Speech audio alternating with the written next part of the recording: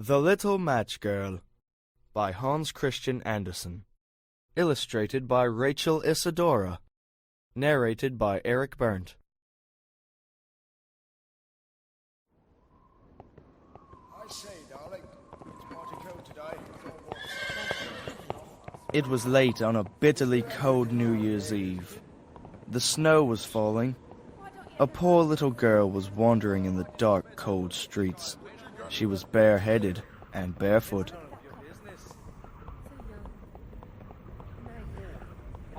She had, of course, had slippers on when she left home, but they were not much good, for they were so huge. They had last been worn by her mother, and they fell off the poor little girl's feet when she was running across the street to avoid two carriages that were rolling rapidly by. One of the shoes could not be found at all, and the other was picked up by a boy who ran off with it, saying that it would do for a cradle when he had children of his own.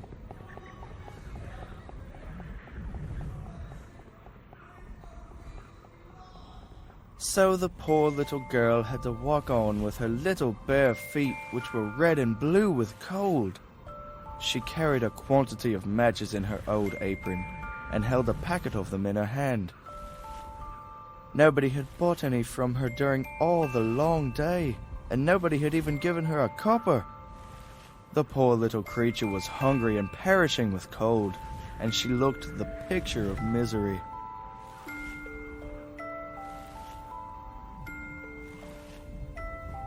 The snowflakes fell on her long yellow hair, which curled so prettily round her face, but she paid no attention to that.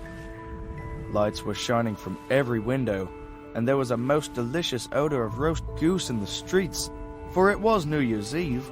She could not forget that.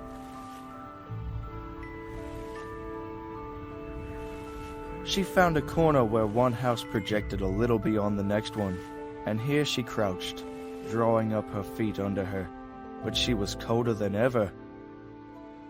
She did not dare to go home, for she had not sold any matches and had not earned a single penny. Her father would beat her, and besides, it was almost as cold at home as it was here. They had only the roof over them, and the wind whistled through it, although they stuffed up the biggest cracks with rags and straw. Her little hands were almost stiff with cold. Oh, one little match would do some good. If she only dared, she would pull one out of the packet and strike it on the wall to warm her fingers. She pulled one out.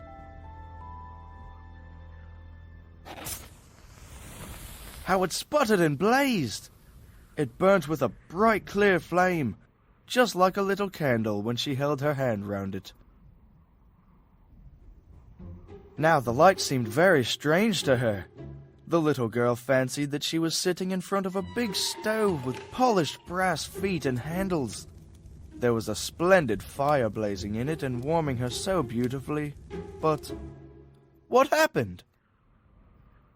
Just as she was stretching out her feet to warm them, the flame went out, the stove vanished, and she was left sitting with the end of the burnt match in her hand. She struck a new one. It burnt, it blazed up, and where the light fell upon the wall, it became transparent, like gauze, and she could see right through it into the room. The table was spread with a snowy cloth and pretty china. A roast goose stuffed with apples and prunes was steaming on it, and what was even better, the goose hopped from the dish with the carving knife sticking in his back and waddled across the floor. It came right up to the poor child, and then the match went out, and there was nothing to be seen but the thick black wall.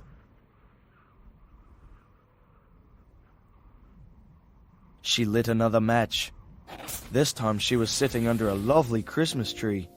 It was much bigger and more beautifully decorated than the one she had seen when she peeped through the glass doors at the rich merchant's house this very Christmas. Thousands of lighted candles gleamed under its branches, and many colored pictures, such as she had seen in the shop windows, looked down at her. The little girl stretched out both hands toward them. Then out went the match. All the Christmas candles rose higher and higher, till she saw that they were only the twinkling stars. One of them fell and made a bright streak across the sky. Someone is dying, thought the little girl, for her old grandmother, the only person who had ever been kind to her, used to say, "When a star falls, a soul is going up to God." Now she struck another match against the wall, and this time it was her grandmother who appeared in the circle of flame. She saw her quite clearly and distinctly, looking so gentle and happy. "Grandmother," cried the little creature. "oh, do take me with you. I know you will vanish when the match goes out. You will vanish like the warm stove, the delicious goose, and the beautiful Christmas tree." She hastily struck a whole bunch of matches, because she did so long to keep her grandmother with her. The light of the matches made it as bright as day.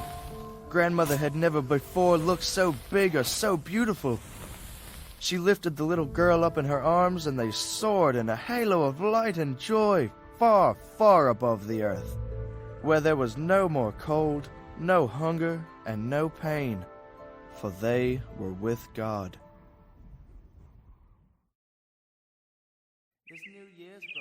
In the cold morning light, the poor little girl sat there, in the corner between the houses, with rosy cheeks and a smile on her face. Dead. Frozen to death on the last night of the old year. New Year's Day broke on the little body, still sitting with the ends of the burnt-out matches in her hand. She must have tried to warm herself, they said. Nobody knew what beautiful visions she had seen, nor in what a halo she had entered with her grandmother upon the glories of the new year.